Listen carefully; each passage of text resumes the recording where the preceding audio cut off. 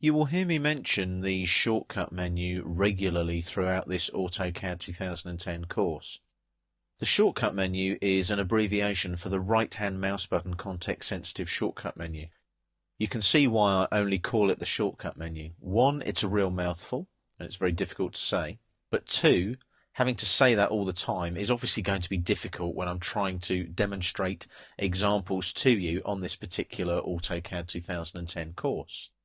Now, the shortcut menu is basically brought up on the screen by right-clicking on the mouse. If you haven't got a command selected and you right-click, you will bring up the default shortcut menu. And as you can see, you can repeat input and previous commands. You can cut, copy and paste. You can pan and zoom. There's sub-object selection filters. There's quick select. There's quick count. There's lots of different options there. And if you'll pardon the pun, the most common option is options here at the bottom of the shortcut menu. As you can see there, it brings up the options dialog box and allows you to work with all the different tabs in the options dialog box. If you go to the user preferences tab, you can also click on this button here, right click customization. You can customize what your shortcut menu does in AutoCAD. You'll notice my default settings, my personal default settings are shortcut menu, shortcut menu, shortcut menu. You can also turn on a time-sensitive right-click. That will allow you to perform a quick right-click on the mouse to replicate the Enter key on the keyboard, or if you hold down the right-hand mouse button for longer, it will display the shortcut menu.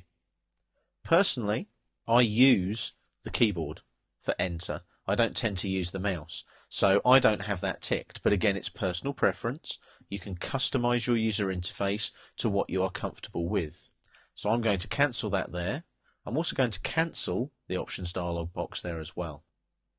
Now, we're in a drawing here that is showing what they call or node snaps.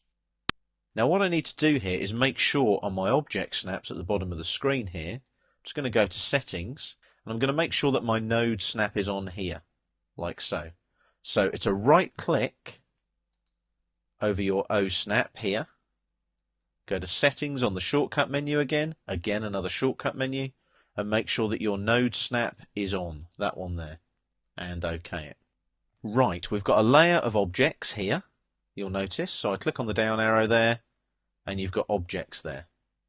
I'm going to make sure that I'm on that red objects layer. Now, this particular drawing is available with this video course, so you can open this drawing in AutoCAD and work along with this particular part of the course. Now, what we're going to do here, we're going to utilize the shortcut menu to draw a polyline. Now, before I do that, I'm just going to show you the line command here. If I click on the line command and pick a point over here and left click, as I drag now, you can see that AutoCAD, using the dynamic input, is prompting me to enter values. I'm just literally going to left click anywhere on the screen, like that. And if I right click now, look, the shortcut menu looks different. That's because I've purely got the commands that are available to me in a context-sensitive environment for the line command. So I can undo that last segment if I want to, and it will undo that last line segment. I'm going to hit escape now, just to come out of my line command, and we're going to go up to this icon here. It's on the draw panel, on the home tab, and it's this one here, polyline. It creates a 2D polyline. So I click, and my start point, I'm going to utilize my O snaps, make sure they're on down here.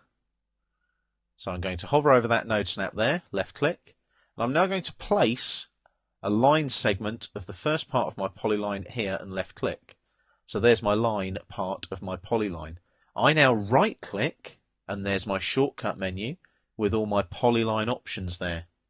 So notice now I can flick straight into arc by selecting arc on the shortcut menu, and then down to this node snap here, left click. Right click again now to bring up the shortcut menu, and I want a line segment this time, so I select line on the shortcut menu.